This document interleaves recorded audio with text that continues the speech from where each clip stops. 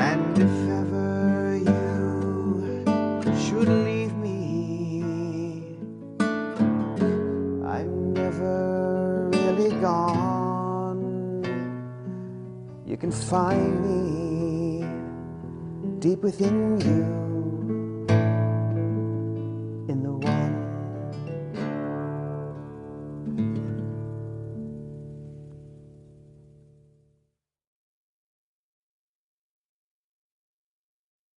If you have a spiritual practice, when those insights occur, they integrate into your way of living. They don't wipe you out, nor do they just fade into the recesses of memory as to a wonderful moment you once had. Integrates into you. And that sense of oneness and unity becomes more real than anything.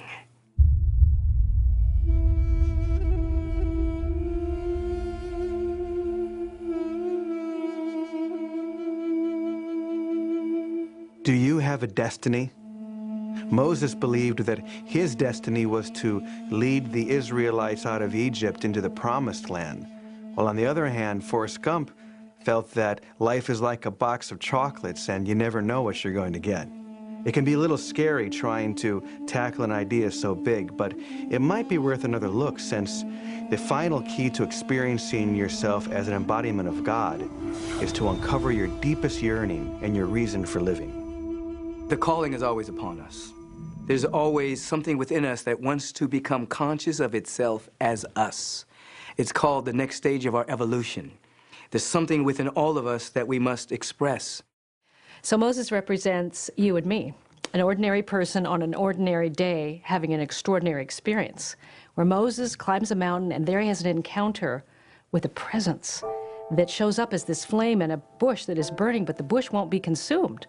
Meaning that the source of this presence isn't in the material realm. The source of this presence comes from and is presencing that which is divine and eternal. And Moses doesn't know quite what to do with this, as either you or I would do. He knows there's something in him that knows this is about to completely transform his life.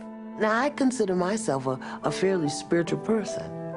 But if I were sitting here today and the bush were to start burning, in my mind, I'd go get the fire extinguisher.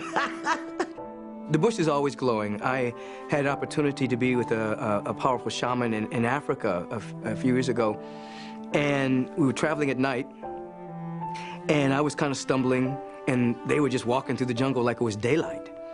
And we went out to a clearing and had this very powerful experience out there, and after the experience, everything was lit up. Everything was aglow with this fire. The leaves were on fire, the ground was on fire, everything was aglow. And I was aware that these individuals that were taking me through the jungle, they were seeing like this. They had this night vision that allowed them to see the luminosity from all of nature. And in that instant, I had the same thing. I had that kind of a spiritual night vision that allowed me to see that everything was ablaze with the Spirit of God. And I thought about Moses seeing the burning bush. At that moment, he was in transcendent awareness, that he could see clearly that God is everywhere and everything is aglow with this fire, this power, and this presence. Moses was having a good day. When Moses asks the bush, asks this flame, asks this presence, "Who are you?" he hears, "I am that I am." And we don't know whether the conversation is actually audible in human terms or it's a transmission from the knower that is everywhere present.